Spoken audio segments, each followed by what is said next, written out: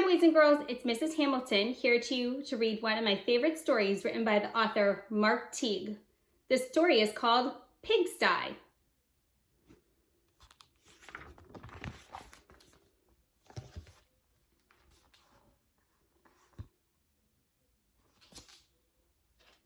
hope none of your rooms look like that.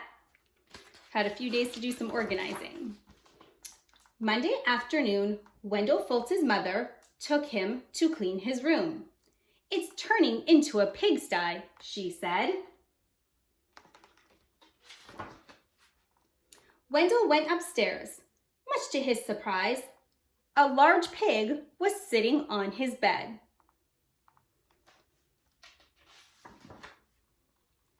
"Pardon me," said Wendell. He shoved some toys into his closet, but the pig didn't seem to mind the mess, and Wendell found that he didn't mind the pig either. He decided to take a break.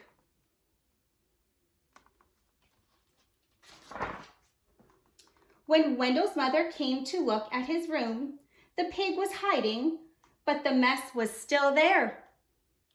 She threw up her hands. "Okay, Wendell," she said, "if you want to live in a pigsty, that's up to you." Wendell could hardly believe his luck. "Now I can live on however I want." He didn't even worry when he came home on Tuesday and found a second pig in his room. The mess had grown a bit worse, but he was able to jam most of it under his bed. "Pigs are all right," he said, "as long as it's only one or two." In fact, they had a wonderful time. They played Monopoly until late each night. They left the pieces lying all over the floor.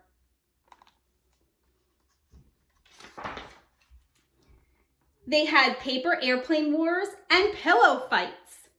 The bed became a trampoline.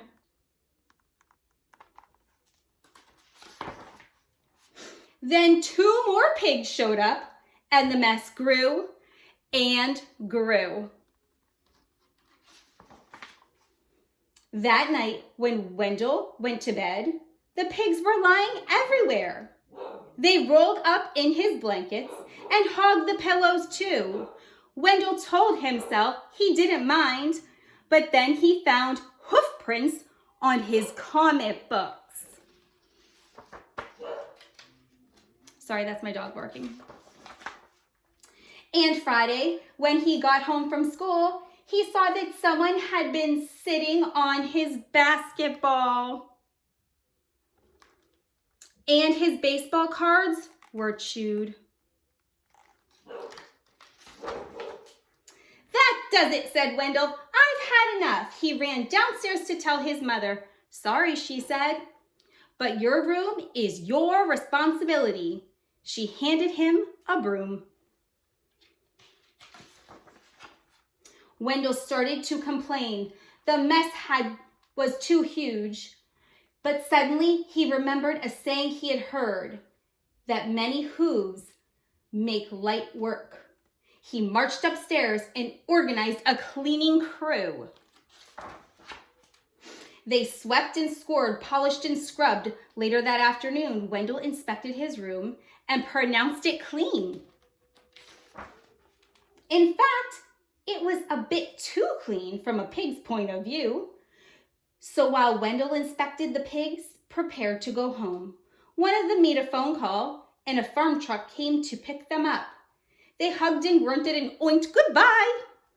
From that day on, Wendell kept his room clean. Except for those nights when his friends came by to play Monopoly.